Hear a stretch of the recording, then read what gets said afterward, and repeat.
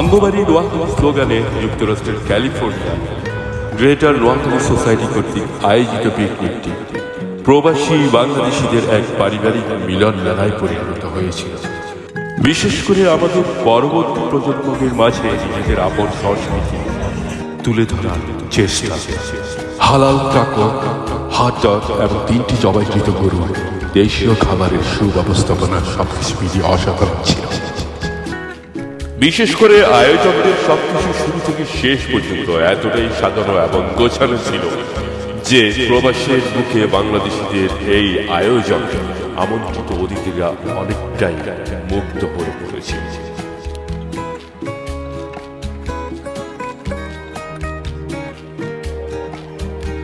আবেগ, আড্ডা, বাচ্চাদের খেলার দারুণ সুব্যবস্থাপনা, ইউরো কাপ দেখার আয়োজন এবং শিল্পী প্রতীক হাসানের অনবদ্য গান সবাই নিজেদের যেন একাকার করে নিয়েছিল প্রবাসী বাংলাদেশের আয়োজন।